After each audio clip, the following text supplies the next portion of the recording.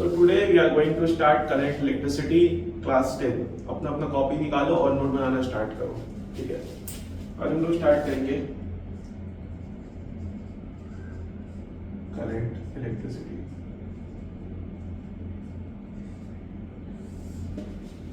देखो current electricity में सबसे पहला जो हम लोग पार्ट पढ़ेंगे वो होता है करंट। तो बेसिकली करंट होता क्या है? Current is a rate of flow of charge. हम लोग सब जानते हैं ये चीज, बहुत बार डेफिनेशन पढ़ चुके हैं, कोई नया बात नहीं है। Very good. So what is current? Current is rate of flow of charge. सीधा सीधा अगर डेफिनेशन पूछे एग्जाम में तो लिखते हैं rate of flow of charge. लिखते हैं हम current is the rate of flow of charge। Current का सिंबल हम होता है I। करंट का सिंबल क्या होता है? I। तो rate of flow of charge मतलब charge by time, charge by time।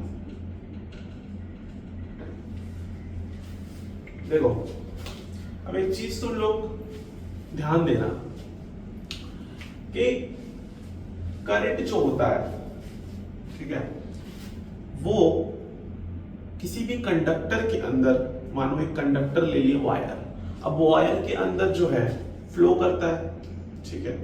अब जितना इलेक्ट्रॉन्स फ्लो हो रहा है, what is charge? Charge is electrons. जितना इलेक्ट्रॉन्स फ्लो हो रहा है उतना बाई पर यूनिट टाइम, ठीक है। तो what is current? Charge upon time, ठीक है। अच्छा, इसका अगर हम लोग ये लिखना चाहें, चार्ज, चार्ज का सिंबल होता है, चार्ज का सिंबल होता है Q, टाइम का T। तो यहां से फॉर्मूला क्या बनता है? I is equals to Q by T। अच्छा, SI यूनिट का हम लोग बात करें तो चार्ज का SI यूनिट क्या होता है? कूलम, और टाइम का सेकेंड, कूलम पर सेकेंड, और यही क्या बन जाता है? एम्पियर। कूलम पर सेकेंड को क्या बोलते हैं? एम्पियर। तो करंट का SI यूनिट क्या हो गया? एम्पियर हो गया, ठीक है। अच्छा, अब एक चीज ध्यान देना तुम लोग, यहां पे मान लो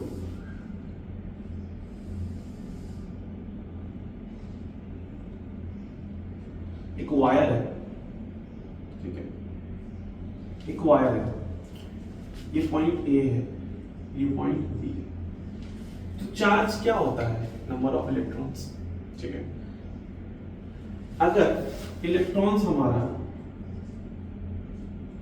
इस डायरेक्शन में फ्लो कर रहा है, ठीक है, तो करंट जो है, तो हम लोग का जो करंट है वो अपोजिट डायरेक्शन में फ्लो करेगा। ये चीज हमेशा याद रखना। Current will always flow opposite to the direction of flow of electrons. लिख लो इस पॉइंट को, इस पॉइंट को हम लिखेंगे करंट will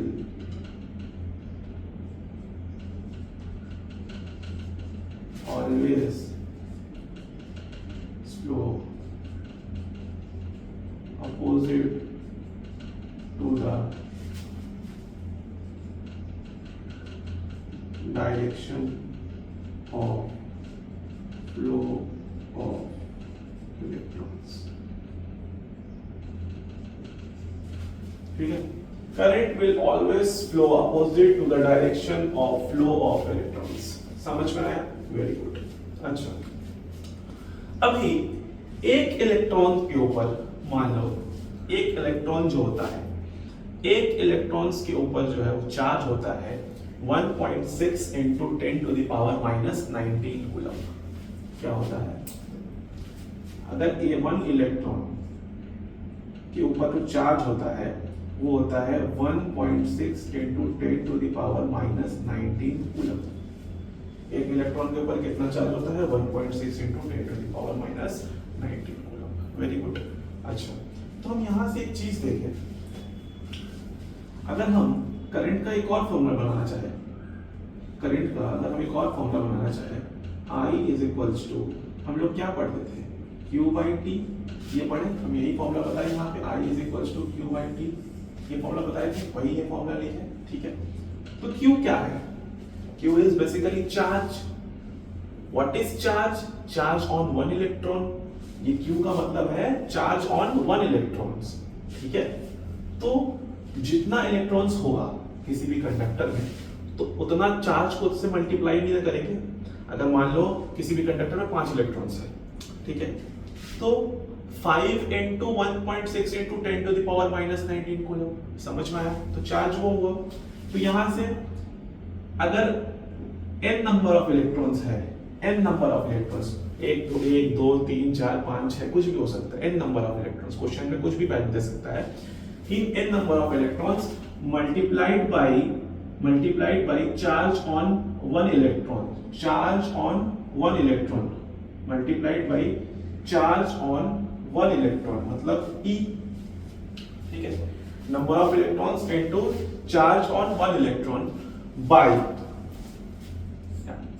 तो ये एक और फॉर्मूला भूल गया, ठीक है, इसको हम लिख दे, number of electrons into charge on one electron by ton।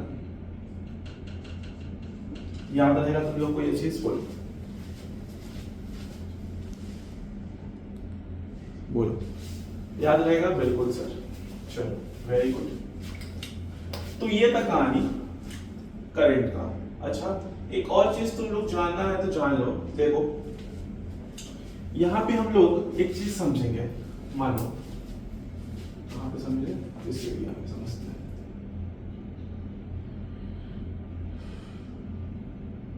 मानो ये एक जंक्शन है,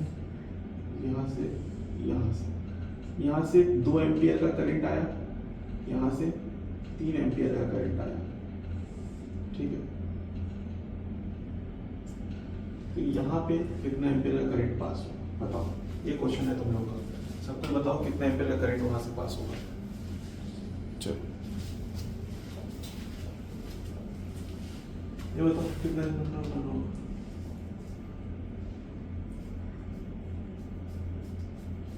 देखो इस वाले पॉइंट को बोलते हैं जंक्शन, ये वाला जो पॉइंट है इसको बोलते हैं जंक्शन। तो हम लोग यहाँ पे पॉइंट लिखते हैं, in any junction, ठीक है,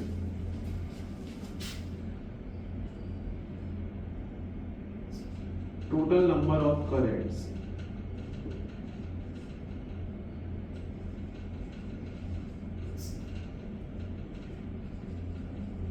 inwards is equals to number of currents outwards. Total number of currents inwards is equals to total number of currents outwards। मतलब देखो ये जंक्शन है, ये जंक्शन के इनवर्ड कितना करंट आ रहा है, 3 और 2, 3 और 2, मतलब और जंक्शन के बाहर कितना करंट जा रहा है, टोटल जितना करंट इन होगा उतना ही करंट आउट होगा, मतलब 3 और 2 5 एम्पीयर। समझ में आया। तो यहां से मेरे को एक चीज पता चला, वो चीज क्या है, देखो यहां से हमको एक चीज पता चला कि करंट के पास डायरेक्शन है, ठीक है, और करंट के पास मैग्नीट्यूड भी है। डायरेक्शन कैसे भैया, अरे अभी तो बताया, अगर किसी भी वायर में कंडक्टर इलेक्ट्रॉन्स फ्लो करता है तो उसके अपोजिट डायरेक्शन में करंट फ्लो करता है, मतलब करंट हैज डायरेक्शन, करंट के पास मैग्नीट्यूड भी है, और but still it is not a vector quantity.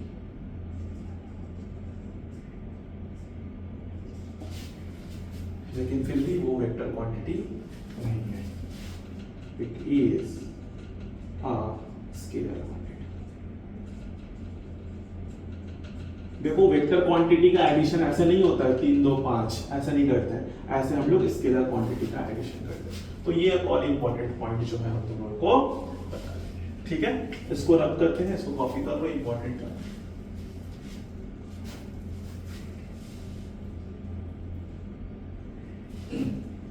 Pause करके नोट करो।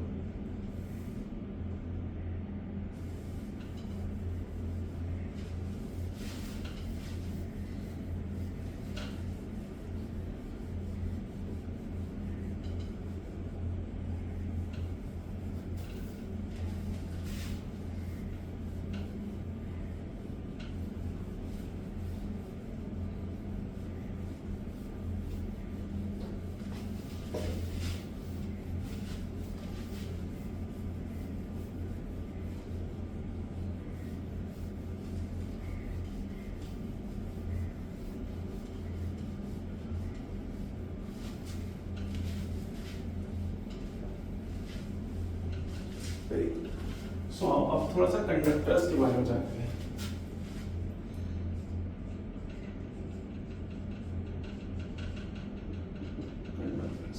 कंडक्टर्स के पास लार्ज नंबर ऑफ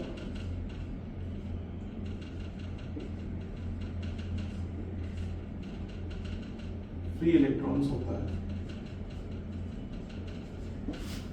ठीक है। इसीलिए करंट आई जो होता है वो बहुत ज्यादा होता है इसमें, ठीक है।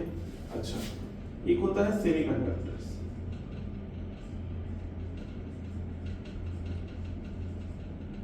इससे पहले इंसुलेटर्स जानते हैं। एक होता है इंसुलेटर्स, इसके पास वेरी लेस बोल दो, वेरी लेस फ्री इलेक्ट्रॉन्स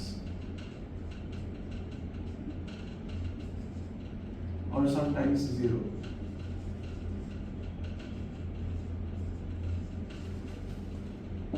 इसीलिए इसमें जो करंट होता है वो बहुत लो होता है। सेमीकंडक्टर्स एकमात्र ऐसा ये है कंडक्टर है जिसमें दोनों की प्रॉपर्टी होती है, मतलब कि sometimes there are large number of electrons, sometimes there are less number of electrons.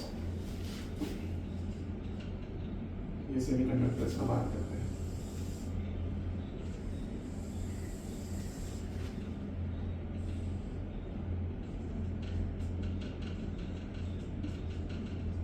Large number of electrons, sometimes less number of electrons, ठीक है। तो ये था कंडक्टर, सेमीकंडक्टर्स और इंसुलेटर्स। समझ में आया आप सभी को? इसको भी कॉपी करेंगे हम लोग।